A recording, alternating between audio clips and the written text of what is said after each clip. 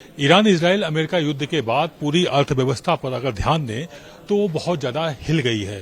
पूरे विश्व के सभी देश इससे प्रभावित हैं। भारत तेजी से उभरती हुई आर्थिक अर्थव्यवस्था थी, लेकिन उस पर भी कहीं ना कहीं एक रफ्तार में थोड़ी सी रोक लगी हुई है। इस वक्त हमारे साथ हैं मनीष जैन जी, जो कि इकोनॉमिक मामलों के एक्सपर्ट हैं, शेयर मार्केट के जानकार हैं। शेयर मार्केट काफी डाउन जा रहा है।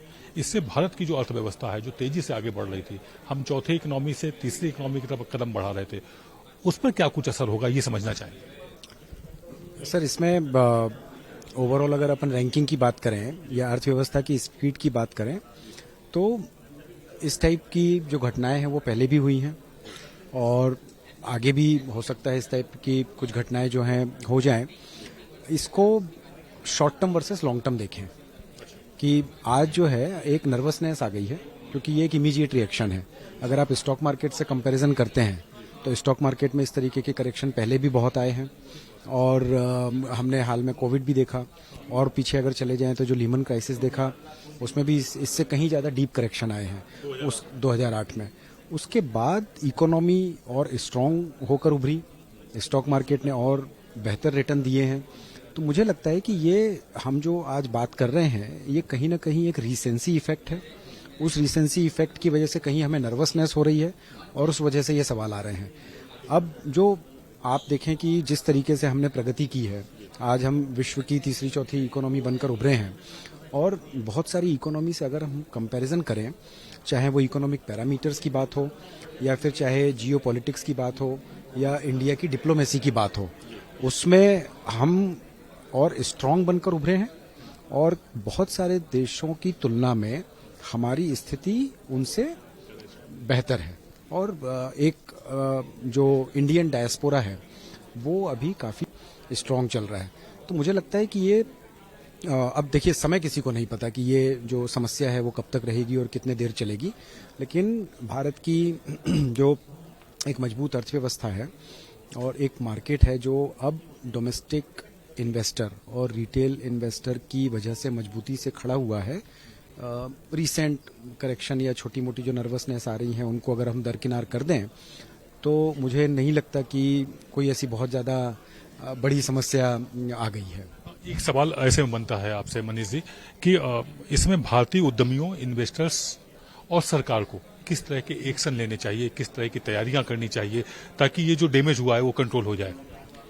देखिए, जियो पॉलिटिक्स के बारे में तो जो है सरकार जो नियम कायदे हैं या जो उपाय है वो कर ही रही है। जहाँ तक उद्यमियों की बात है, आई थिंक अब हमने भी ये समझ लिया है कि हम पर्टिकुलर किसी एक जियोग्राफी पर डिपेंडेंट नहीं रह सकते। हमें अपना जो है दायरा बढ़ाना होगा, हमें अपना रेवेन्यू सोर्स जो है वो डाइवर्सिफाई करना होगा, हमें अपने प्रोडक्ट जो हैं वो थोड़े इम्प्रूव करने पड़ेंगे। तो ये हम सब के लिए एक लेसन है कि किस तरीके से हम अपनी रिस्क जो है मिटिगेट कर सकें। और अब जब हम लोगों से बात करते हैं तो उनके भी ये समझ में आया है और वो भी अब समझ चुके हैं कि किस तरीके से चाहे प्रोडक्ट हो या चाहे ज्योग्राफी हो, वो उसमें हम डिवर्सिफिकेशन लेकर आएँ। और गवर्नमेंट जो है उनका साथ दे रही है, उनकी बातें सुन रही है और उस तरीके से पॉलिसीज़ भी आ रही हैं। तो ये सब मिला के एक रास्ता जो है निकल रहा है। तो बीच का एक रास्ता निकल रहा है और गवर्नमेंट भी इसमें तय बात है कि हर तरह से जो संभव होगा वो सहयोग करने की कोशिश करेगी। और भारत कभी भी इस तरह की समस्याएं आई हैं तो फिर से उठ खड़ा हुआ है और ज्यादा ताकत के साथ खड़ा हुआ है। ऐसा ही इस बार भी होगा। ईरान इजराइल अमेरिका युद्ध के बीच में जियो पॉलिटिक्स बदल रही है और उसका असर आर्थिक क्षेत्रों में काफी ज्यादा पड़ रहा है।